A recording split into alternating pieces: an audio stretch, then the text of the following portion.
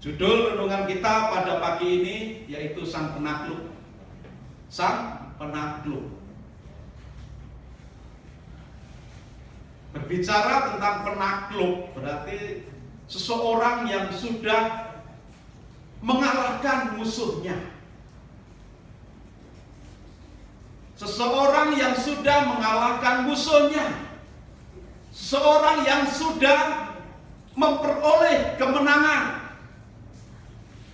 Disebut sebagai penakluk. Dan perikop yang kita baca tadi mengisahkan tentang Elisa yang mampu menaklukkan musuh yang sedemikian besar kelihatannya secara fisik. Secara fisik kelihatan besar, secara jumlah kelihatan besar.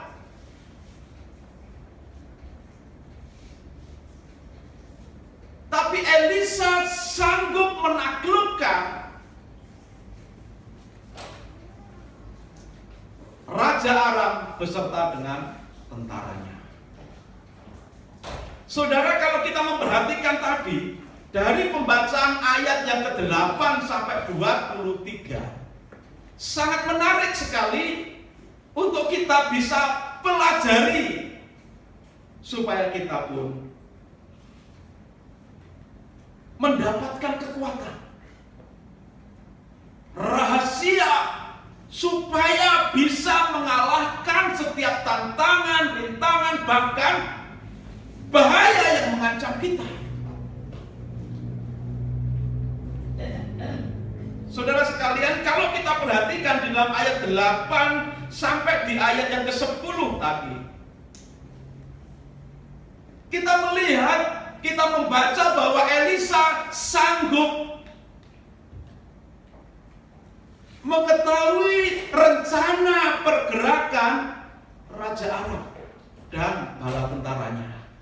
Walaupun itu semua strategi perang yang dibuat itu di tempat yang sangat rahasia. Bahkan tadi pegawainya atau pengawalnya menyatakan rencana penyerbuan, semua taktik untuk menyerang Israel itu direncanakan di kamar raja. Jadi raja memanggil seluruh orang-orang kepercayaannya merancang bagaimana supaya Israel bisa dikalahkan. Tetapi setiap kali raja dan orang-orang dekatnya merancangkan suatu taktik perang, selalu bisa ditebak, diketahui. Semua taktik Raja Aram gagal. Saudara, ini kisah peperangan antara kerajaan Aram. Kerajaan Aram itu kalau kerajaan modern sekarang ini Suriah, saudara. Suriah yang saat ini. Perang berkelanjutan dengan Israel. Dari beberapa generasi. Israel kehidupannya selalu terancam. Karena setiap saat kerajaan Aram bisa menyerang dengan berbagai gerombolan yang dibentuknya mengacaukan Israel.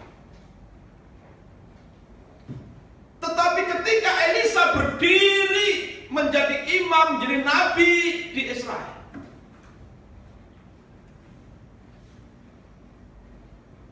segala taktik dan pergerakan Raja Aram dengan seluruh tentaranya selalu bisa diketahui.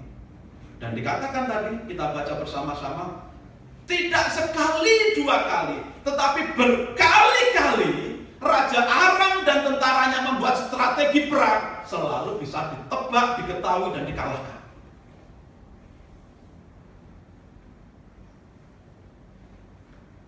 Sehingga murkalah Raja Aram. Siapa di antara kita yang sudah menjadi pengkhianat? Tetapi dijawab oleh salah seorang tentaranya atau pegawainya, Enggak ada yang berkhianat, Tuhan. Sesungguhnya di Israel ada seorang nabi yang bernama Elisa.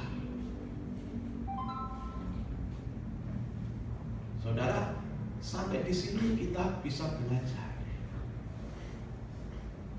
Elisa mampu membaca, mengetahui seluruh pergerakan lawan, bahkan sejak dirancangkan.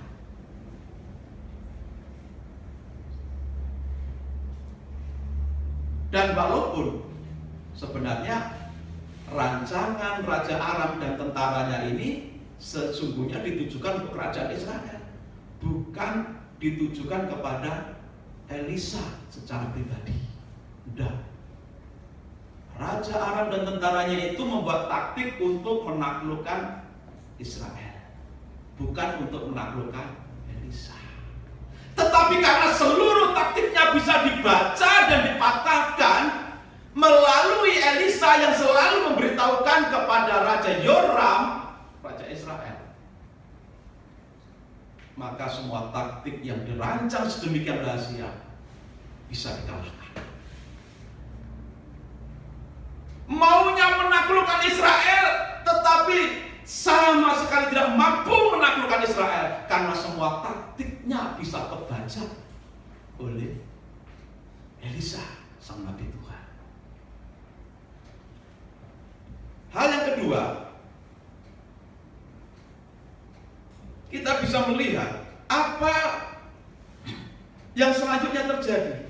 Musuh kerajaan menjadi musuh pribadi Elisa.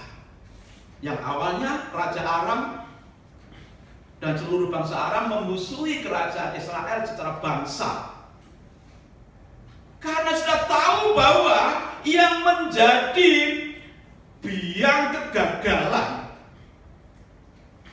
setiap kali membuat strategi dan penyerangan ke Israel itu adalah satu orang yang bernama Elisa, sang nabi Tuhan. Maka marahlah Raja Aram.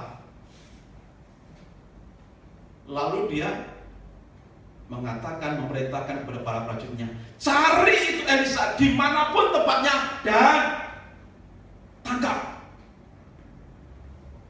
Lalu ada salah seorang pegawainya menyatakan, Tuan, Elisa ada di daerah yang namanya Dotan.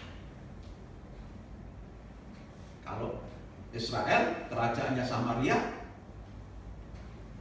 tapi Elisa tinggal di Dotan, tidak tinggal di kota kerajaan, di luar kota kerajaan. Saudara, awalnya Aram memusuhi Israel secara bangsa, tetapi kita perhatikan kemudian menjadi memusuhi Elisa secara pribadi.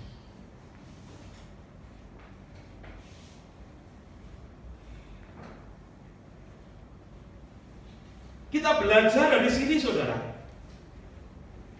Pengepungan Raja Aram kepada Elisa.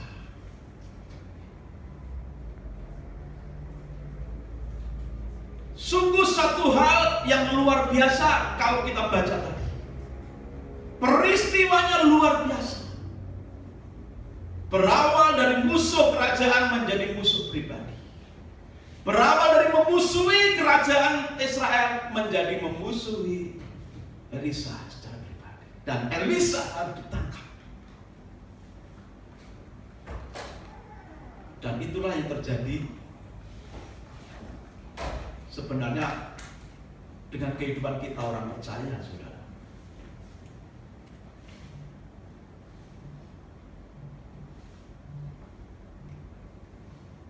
Musuh negara.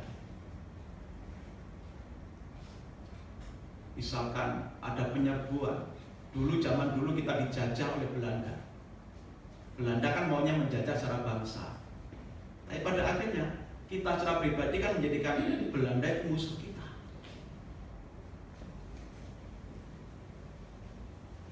Walaupun bangsa Belanda mau memusuhi Indonesia secara bangsa, secara negara, tapi kan muncul berbagai pergolakan, pemberontakan yang dimotori oleh orang-orang tertentu, tokoh-tokoh tertentu untuk melawan penjajahan Belanda. Walaupun waktu itu sudah ada kerajaan-kerajaan, tapi tetap muncul pemberontak secara pribadi. Musuh negara menjadi musuh pribadi karena mengganggu kepentingan pribadi. Yang pada akhirnya Belanda yang mau memusuhi Nusantara, mungkin beberapa kerajaan, mungkin secara bangsa Indonesia, akhirnya juga mencari orang-orang yang menjadi motor penggerak pemberontakan.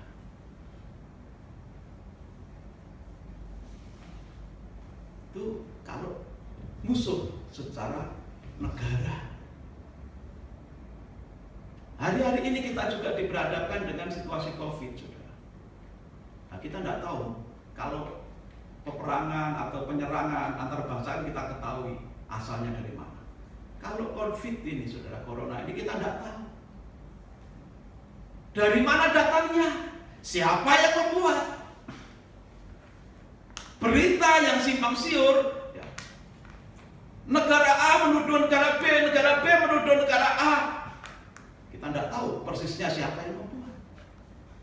Atau bisa jadi dua-duanya yang saling tuduh ini sebenarnya tidak saling buat, tidak membuat sama sekali virus itu. Bahkan mungkin ada pihak ketiga yang justru membuat suasana ini.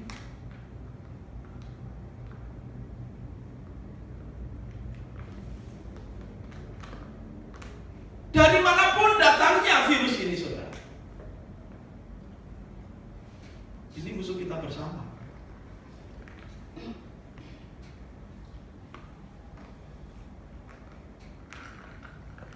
Secara ekonomi menyerang negara, tetapi secara pribadi juga menyerang diri kita, keluarga kita.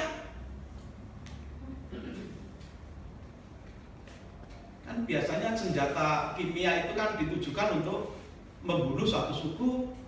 Senjata kimia kan membunuh satu kumpulan, satu suku, satu bangsa. Tidak ada sebenarnya masalah pribadi. Tetapi pada akhirnya ujung-ujungnya menjadi masalah pribadi. Kalaupun benar virus corona ini dibuat untuk senjata, ini kan untuk memusuhi antar bangsa, antar kelompok dan sebagainya, yang pada akhirnya juga akan masuk ke ranah pribadi kita, yang akhirnya menjadi musuh pribadi kita.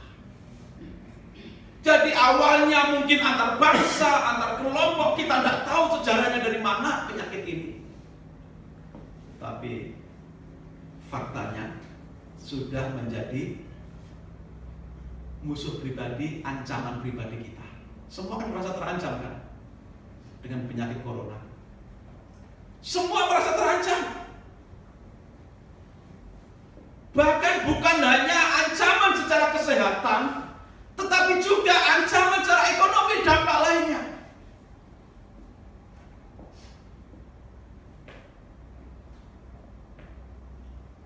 Dampak ekonomi juga terancam. Tapi tidak berhenti sampai di situ, saudara. Sampai dampak ke masalah keimanan, kepercayaan juga. Kita ditantang, kita diancam. Bukan pemerintah yang mengancam, bukan golongan tertentu yang mengancam, tetapi dari penyakit yang ada dengan segala ekses-eksesnya, dampak-dampaknya. Kita tidak ditodong dengan senjata bedil, tapi kita ditodong dengan situasi yang dimulai dari virus corona, lalu menjalar ke ekonomi, menjalar ke hal-hal yang lain, sampai hal keimanan kita pun merasa terancam, menjadi musuh pribadi juga.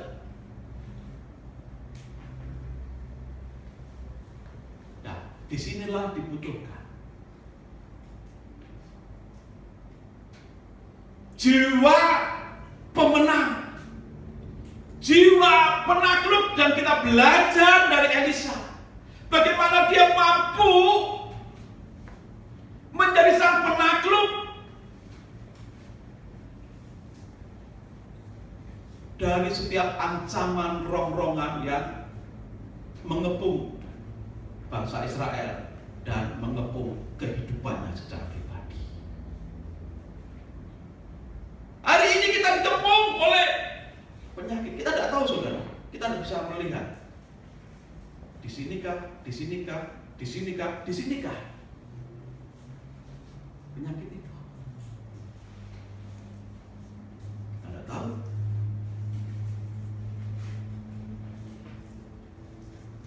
Kan tidak terlihat. Pekerjaan kita, usaha kita, ekonomi kita juga tidak tahu berapa panjangnya umurnya bisa bertahan. Tidak ada yang tahu. Tapi dalam seluruh ancaman yang datang dalam kehidupan kita sebagai umat Tuhan, ayo kita belajar dari Elisa supaya kita bisa tampil sebagai pemenang, sebagai penakluk dari situasi yang ada yang mengancam kehidupan kita.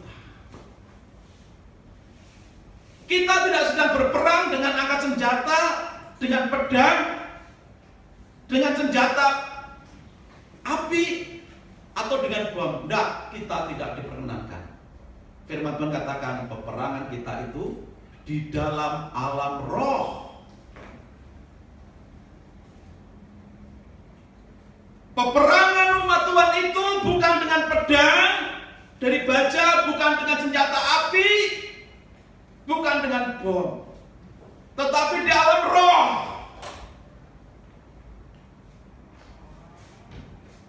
Di alam spiritual kita terjadi peperangan di sana.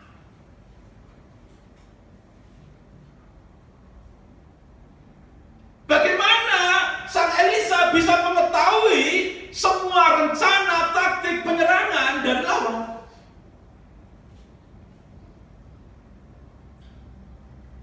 Dan bagaimana Elisa mampu menghadapi serangan yang ditujukan secara pribadi dalam kehidupannya ketika Raja Aram mengirimkan pasukan kereta, pasukan berkuda dan kereta perangnya mengepung daerah Dotan, pegunungan Dotan, di mana Elisa tinggal hanya berdua. Elisa tinggal berdua di pegunungan dan dikepung di sana oleh pasukan yang lengkap pada zaman itu. Tapi Elisa mampu menaklukkan mereka. Dengan cara bagaimana?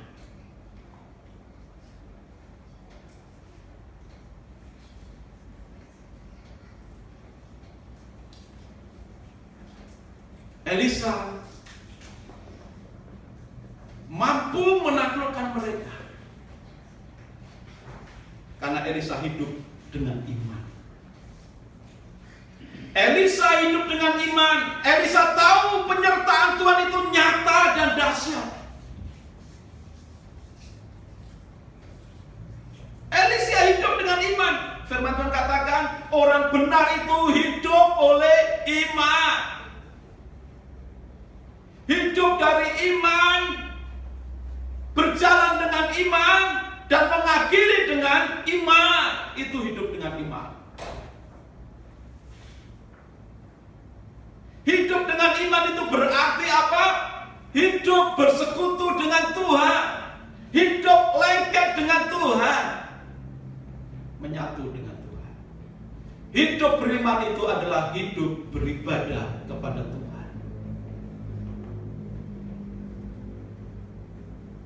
Sehingga ketika di ayat 15 sampai 16 menjawab ketakutan dari hamba atau stafnya Elisa. Ayat 15 Elisa menyatakan, ketika pelayan abdi Allah bangun pagi-pagi dan pergi keluar kota, maka tampaklah suatu tentara dengan kuda dan kereta ada di sekeliling kota itu. Lalu berkatalah bujangnya itu kepadanya, celaka tuanku, apakah yang akan kita perbuat? Jawab Elisa, jangan takut, sebab lebih banyak yang menyertai kita daripada yang menyertai mereka. Kehidupan iman Elisa itu muncul, itu nyata, kita lihat.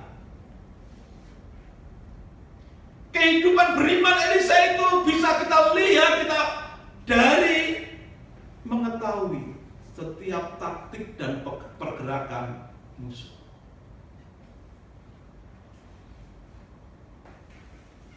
Terlihat jelas kalau Elisa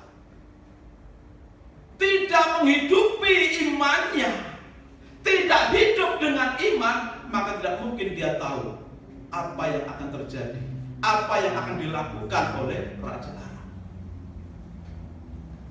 Karena hidup oleh iman itu hidup dengan roh, mengikuti pimpinan Tuhan. Maka Elisa juga mampu melihat apa yang tidak bisa dilihat oleh manusia biasa, apa yang tidak bisa dilihat oleh mata jasmani kita. Kita tidak bisa melihat penyakitnya di mana, virusnya di mana. Kita tidak bisa melihat berapa lama usaha kita, berapa lama kita bisa bertahan di tempat kerja. Kita tidak bisa melihat dari mana datanya musuh dan bahaya, berapa umur kita, berapa banyak orang yang mengancam kita, berapa banyak yang membahayakan kehidupan kita. Kita tidak tahu secara mata jasmani kita. Walaupun mata kita dua, kita tidak bisa melihat dari mana datangnya bahaya itu. Tetapi dengan kacamata iman, dengan iman yang ada dalam diri kita bisa belajar dari Elisa. Elisa bisa melihat, walaupun memang benar ada begitu banyak bahaya yang mengancam, mengepung, dikatakan mengepung pasukan berkuda, mengepung. Tetapi Elisa menjawab, jangan takut, sebab lebih banyak yang menyertai kita. Kata lebih banyak ini bukan berarti secara jumlah saja loh saudara. Bukan berarti secara jumlah tentara yang dilihat oleh Elisa, tentaranya Tuhan itu bukan berarti secara jumlahnya saja yang banyak. Tetapi dari segi kekuatan itu jauh lebih dahsyat. Jauh lebih dahsyat, jauh lebih hebat daripada tentara yang mengepungnya. Maka dikatakan oleh Elisa kepada hambanya itu, jangan takut sebab lebih dahsyat, lebih banyak yang menyertai kita daripada yang menyertai mereka yang sedang mengepung kita. Saudara, memang secara realitas manusia Corona mengancam kita. Secara realitas kita tidak bisa melihat dan itu sebagai ancaman bagi kita. Kita tidak tahu juga secara ekonomi sampai kapan bisa bertahan.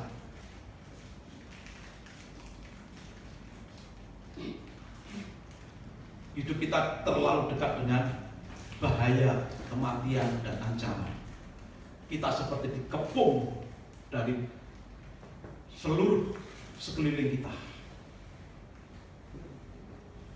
Kalau kita hanya mengandalkan mata jasmani kita, fisik kita, kepintaran kita, kita akan takut seperti bujangnya Elisa. Begitu bangun pagi melihat tentara mengepung daerah itu, langsung dia ketakutan dan datang kepada Elisa. Celaka kita Tuanku, apa yang mesti kita perbuat? Kita sudah dikepung. Itu yang terlihat oleh mata jasmani hambanya Elisa. Tapi bagi Elisa yang memiliki iman, hidup dekat dengan Tuhan, dia melihat yang mengepung kita itu tidak ada apa-apanya dibandingkan yang menyertai kita. Jauh lebih banyak, jauh lebih dahsyat.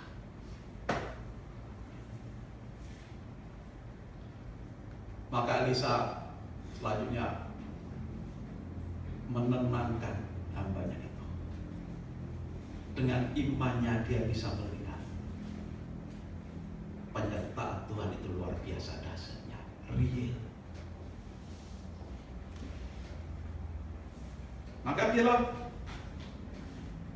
firman di ayat 16 ini kita bisa pegang.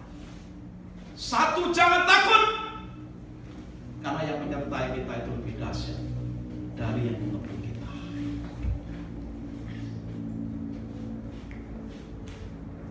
yakinlah kita masih bisa hidup di dalam penyertaan Tuhan.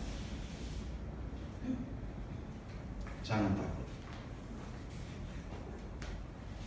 Dalam Ibrani 11 ayat 1 dikatakan, iman adalah dasar dari segala sesuatu yang kita harapkan dan bukti dari segala sesuatu yang tidak kita lihat.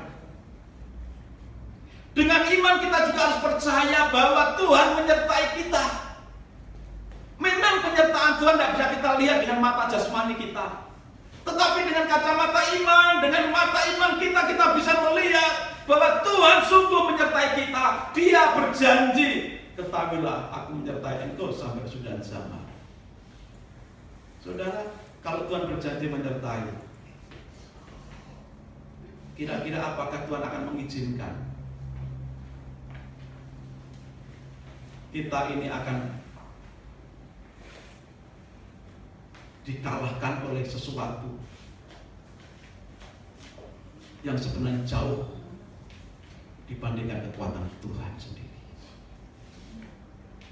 Tuhan tidak akan pernah biarkan kita dari sisi kiri, dari sisi kanan, dari sisi manapun untuk kita dikalahkan. Selama kita mempercayai Tuhan, menjaga hubungan kita dengan Tuhan, hidup dalam iman, yakinlah selalu ada pembelaan Tuhan. Tuhan berjanji, aku menyertai kamu sampai kesudahan zaman. Sampai kesudahan zaman.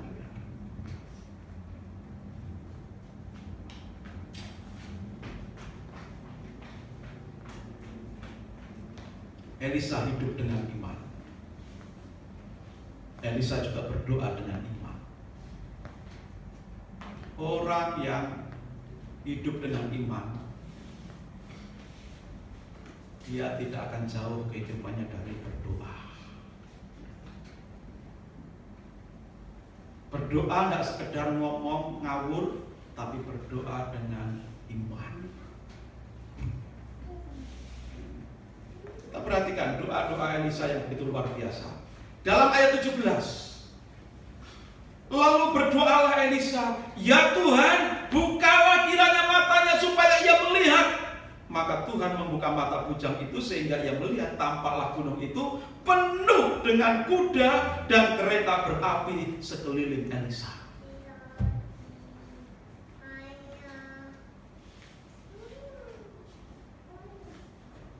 Stafnya, bujangnya, pembantu dari Elisa melihat musuh itu sudah terlalu banyak karena melihat secara mata jasmani, sehingga dia takut. Lalu Elisa berdoa kepada Tuhan, Tuhan bukalah matanya, mata bujangnya.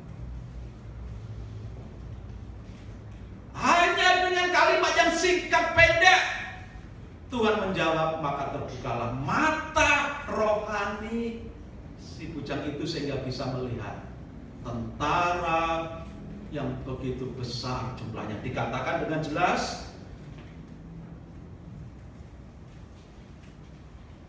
maka Tuhan membuka mata bujang itu sehingga ia melihat, tampaklah gunung itu. Gunung itu penuh dengan kuda dan kereta berapi sekeliling Elisa. Gunung, jadi rupanya Elisa tinggal di daerah Dotan, daerah pegunungan. Dikatakan gunung itu penuh dengan tentara, bahkan sampai di sekeliling Elisa. Dotan sudah dikepung, daerah di mana Elisa tinggal sudah dikepung sekelilingnya oleh tentara Aram. Tapi ketika Tuhan membuka mata bujang Elisa, yang dilihat itu apa? Di belakang tentara Aram itu ada tentara yang begitu besar. Bukan sekedar tentara dengan kereta perang, bukan, tetapi tentara dengan kereta yang penuh api. Kereta berapi kita tidak tahu gambarannya kayak apa. Kereta berapi yang dikatakan di ayat 17 ini gambarnya kayak apa kita juga tidak bisa bayangkan. Kalau kereta api zaman sekarang kan yang torot gitu kan, kalau kereta berapi pada zaman itu kira-kira seperti apa? Tidak tahu. Tapi yang jelas karena ini tentara surga, kita bisa gambarkan itu kereta yang penuh dengan api, tetapi penunggangnya pasti malaikat, tentara surga. Itu mengepung tentara Aram. Jadi tentara Aram itu maunya ngepung Elisa, malah dikepung di sekelilingnya oleh tentara Tuhan. Dan itu tidak cukup, saudara.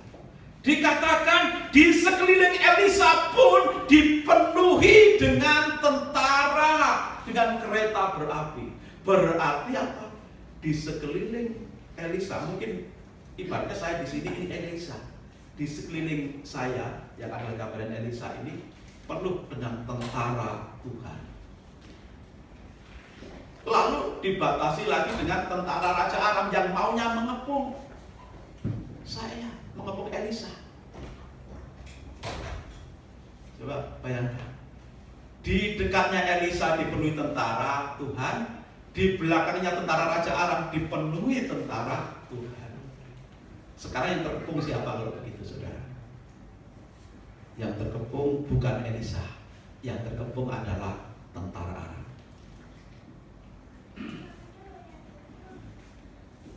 Apa yang dilihat oleh Elisa itu juga pada akhirnya dilihat oleh bujang Elisa. Dengan doa yang penuh iman, Elisa berkata kepada Tuhan, Tuhan bukalah mata bujang itu. Maka terbukalah dan melihat penyertaan Tuhan luar biasa.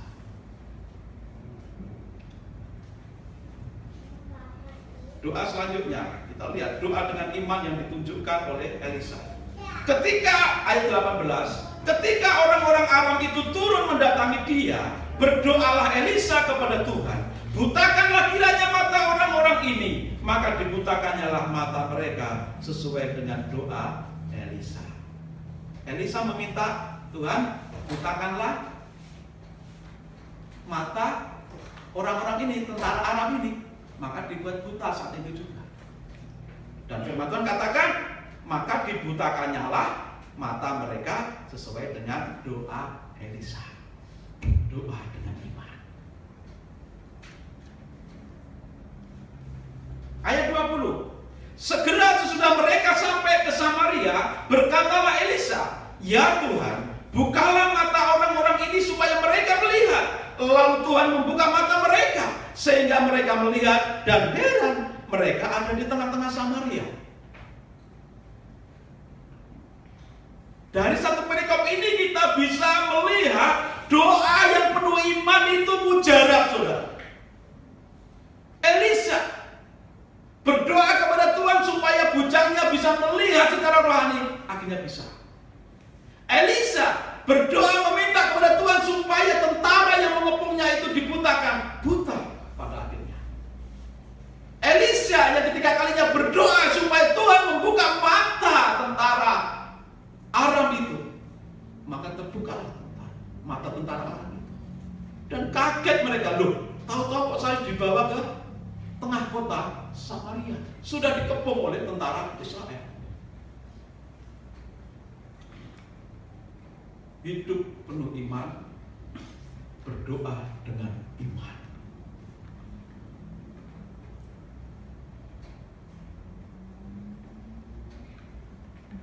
Yakobus 5 ayat 16 mengatakan, karena itu hendaklah kamu saling mengaku dosamu dan saling mendoakan supaya kamu sembuh. Bagian B, doa orang benar bila dengan yakin didoakan sangat besar kuasanya. Doa orang yang benar bila dengan yakin, dengan iman didoakan sangat besar kuasanya. Itulah yang terjadi dengan Elisa. Doa yang penuh iman itu manjur.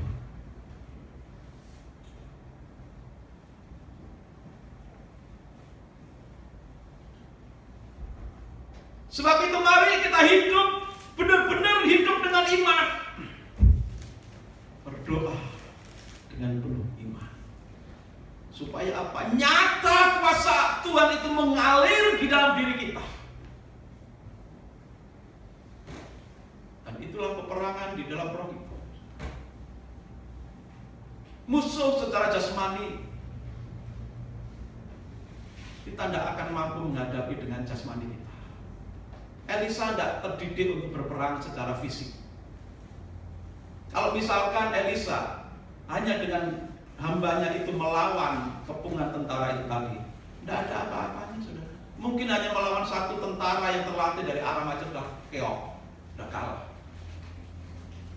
Tetapi karena Elisa hidup dengan iman, hidup mengandalkan kekuatan Tuhan, maka dia mampu menaklukkan, mengalahkan, mampu menjadi pemenang dari yang kelihatannya gagah secara fisik. Rupanya kegagahan secara fisik itu belum bisa menaklukkan, tidak akan pernah bisa menaklukkan orang yang gagah di dalam iman. Orang yang hidup dengan iman tidak akan bisa ditaklukkan oleh hal-hal yang bersifat fisik, materi. Dengan imanku ku hadapi semua, dengan imanku semua berlalu. Gunung-gunung pencobaan, gunung-gunung kesusahan, dengan imanku semua berlalu. Itulah yang dilakukan oleh Elisa. Iman, kehidupan beriman, hidup dengan iman, berdoa dengan iman. Hidup yang beriman itu adalah menjaga peribadahan kita dengan Tuhan, menjaga persekutuan kita dengan Tuhan.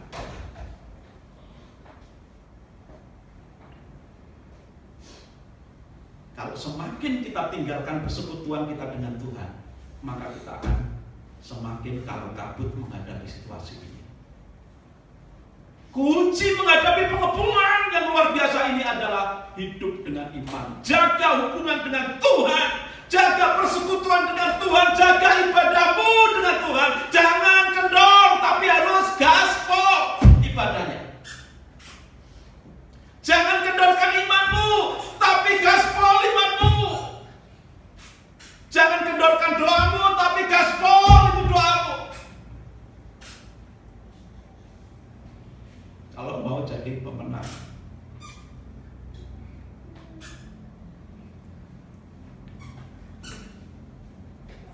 selanjutnya, rupanya Elisa tidak melulu berjuang dengan imannya yang begitu tangguh.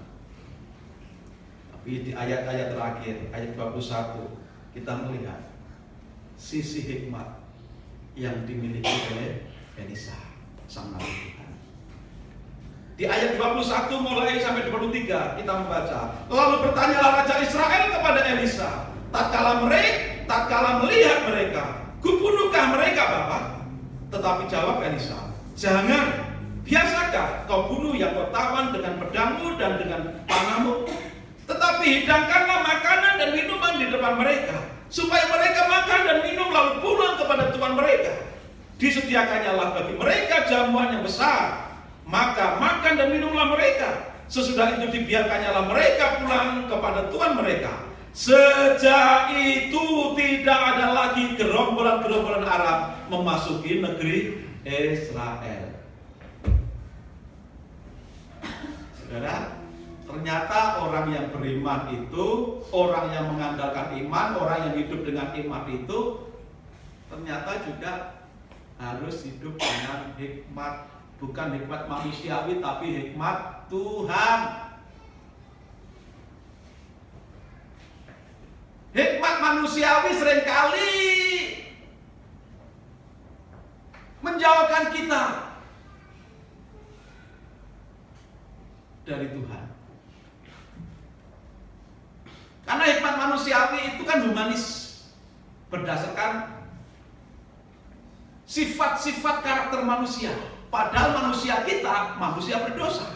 Kalau kita bertitik tumpu hikmat itu kepada humanis manusiawi kita, maka bisa-bisa kita akan semakin jauh dari apa yang Tuhan mau. Tapi Elisa hidup dengan iman. Hidup dengan iman itu juga ternyata tidak bisa dipisahkan hidup dengan hikmat. bukan hikmat duniawi, bukan hikmat manusiawi, tetapi hikmat Tuhan. Hikmat Tuhan itu didorong oleh kasih. Hikmat Tuhan itu bekerja oleh kasih. Menangani musuh yang begitu garang, walaupun sudah takluk, Elisa tidak mau semena-mena.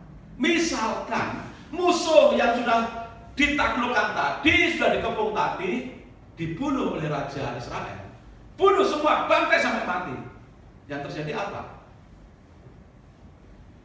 Yang terjadi setelah pembantaian itu adalah pembalasan dendam dari kerajaan Aram.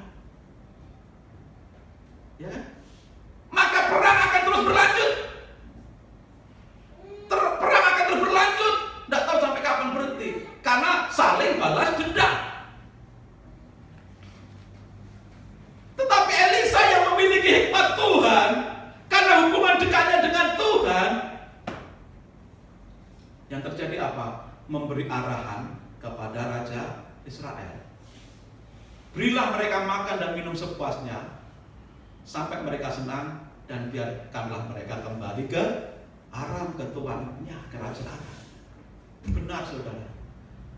Karena hikmat Tuhan inilah, maka dikatakan dalam ayat 23 bagian akhir, sejak itu tidak ada lagi gerombolan-gerombolan Aram memasuki negeri Israel. Artinya Israel jadi negeri yang aman. Melalui satu orang yang beriman, hidup dengan iman, hidup dalam doa yang penuh iman, hidup yang penuh hikmat Tuhan, rupanya bisa menaklukkan kerajaan Aram yang begitu besar, yang sampai hari ini loh masih ada yang namanya Suriah itu. Negara yang kaya kan Suriah itu. Walaupun akhir-akhir ini terjadi peperangan yang luar biasa, bahkan dari sana muncul satu kekuatan yang akan menguasai dunia katanya. Tetapi jangan takut, sekali lagi, selama anak Tuhan hidup dengan iman, berdoa dengan iman, hidup dengan hikmat Tuhan, artinya apa? Menjaga hubungan dengan Tuhan, beribadah dengan Tuhan, tidak jauh dari Tuhan, maka bahaya seganas apapun, bahaya sebanyak apapun tidak akan bisa menaklukkan kita. Bukan kita yang ditaklukkan, tapi kita akan menaklukkan bahaya itu. Bersama Tuhan kita akan mengalahkan semua ancaman dan tantangan. Maka mari kita belajar dari Elisa. Hidup dengan iman, hidup dengan hikmat Tuhan. Hari ini saudara, kita harus hadapi semua ancaman corona, hadapi semua ancaman ekonomi, hadapi semua ancaman apapun itu dengan iman dan juga dengan hikmat. Orang yang mengedepankan iman dan hikmat tidak akan jauh dari Tuhan, tidak akan meninggalkan persekutuan dengan Tuhan. Tetapi orang yang hidup dengan iman dan hikmat Tuhan juga akan hidup teratur, mengikuti petunjuk, arahan, prokes kesehatan, protokol kesehatan. Ya, oke, kita ikuti arahan-arahan yang ada. Kita ikuti, jaga jarak, cuci tangan, pakai masker. Kita ikuti. Karena orang yang beriman itu harus hidup juga dengan hikmat, dan itu tidak bisa dipisahkan. Permulaan hikmat takut akan Tuhan. Takut akan Tuhan itu apa sih? Ya beriman. Kan itu saudara. Jadi iman itu permulaan dari hikmat, saudara. Kan gitu gampangnya. Kalau orang tidak punya iman, ya tidak punya hikmat, tidak punya hikmat Tuhan. Kalau ingin punya hikmat Tuhan, mulainya dari beriman dulu kepada Tuhan, percaya dulu kepada Tuhan Yesus, kan begitu saudara. Maka iman dan hikmat Tuhan tidak bisa dipisahkan. Nah, ciri dari iman dan hikmat Tuhan itu tidak akan pernah mau jauh dari Tuhan. Maunya selalu lengket dengan Tuhan. Kenapa? Karena sumber kekuatan iman dan hikmat Tuhan itu ketika kita berada dekat dengan Tuhan. Semakin kita mengandalkan hikmat manusiawi, kita akan dibuat semakin jauh dengan Tuhan. Tapi kalau kita mengandalkan hikmat Tuhan, kita akan semakin lengket dan dekat dengan Tuhan, apapun yang terjadi.